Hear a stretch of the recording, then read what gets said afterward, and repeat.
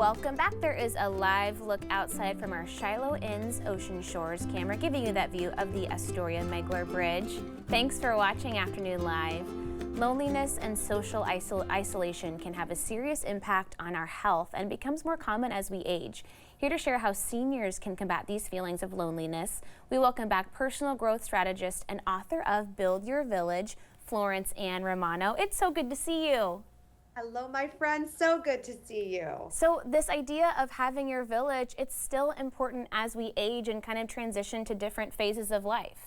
Even more importantly, as we age, my grandparents lived with us growing up. We were an old school Italian family, and they lived well into their 90s. And I always asked them, you're living so long. Why is that? I wanted them to live a long time, but I'd say, what's the secret? And they would always look at us and say, you guys, you're the secret. You give us something to live for. You give us purpose.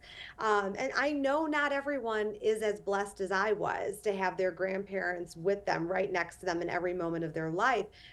And so I think about those people, those seniors, and what their life looks like when they're done raising children, and if their kids move away from them and their grandkids are perhaps not around them all the time. What does their life look like? Who is in their life and what is their purpose? We have to pay attention to that population. Well, and purposefully maybe reconstructing a new village after losses of either loved ones, friends, spouses, it just becomes a lot more challenging at that stage.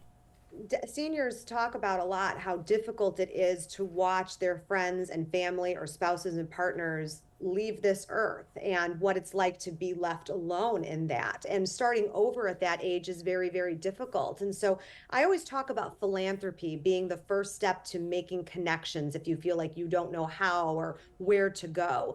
And depending on what you're capable of and what type of senior we're talking about, I definitely believe that philanthropy is a really safe way for people to put themselves out there so they can serve, they can do something that's going to make their heart and their soul feel good, but they're also going to meet like-minded people with similar values to them. And it's going to be definitely a non-threatening environment for you too, walking in there. Instead of feeling like you've got to make friends right away and everyone's judging you, you're really going to be able to let your guard down in a really beautiful way.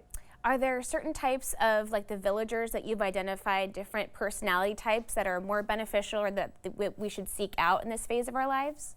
I always say that I don't have a favorite villager of my 6 archetypes, like a favorite child. I cannot have a favorite, but I do think that the healer villager, the one that is there to walk through life with you, to not fix your problems, but be with you there in it, being consciously compassionate. I think the healer villager is a really good personality trait, lending themselves rather to philanthropy. But truly, all 6 of them, I'd say there's an undercurrent of serving in some sort of way, because that's what we're meant to do in friendships and relationships. We're meant to serve in some capacity, but not also forgetting that in order to serve others, we also have to take care of ourselves.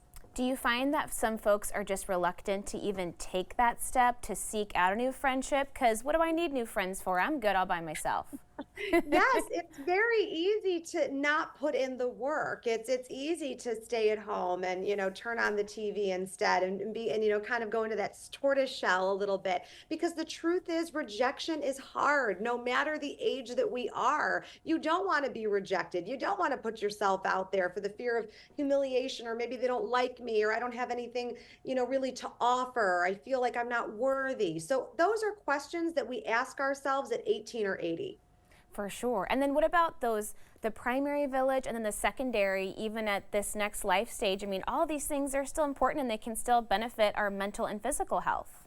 I always talk about the quality versus quantity. You're not necessarily going to have relationships that are your ride or die. Those are your only people that you're going to have. You're going to have those secondary villages too that come in perhaps during a moment of crisis or a moment of grief. So especially in this senior category, as they do lose people in their lives, especially partners of many decades, you are going to need a village to show up and fill in those gaps. And I always say too, especially in those moments of grief, in the very beginning, of course, everyone kind of clamors around you to take care of you, and that's great. And of course, you need that.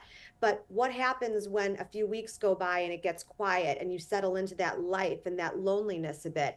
That's really when the village needs to show up and be in there to fill in the gaps and help maybe open your eyes to what a new chapter looks like with new people.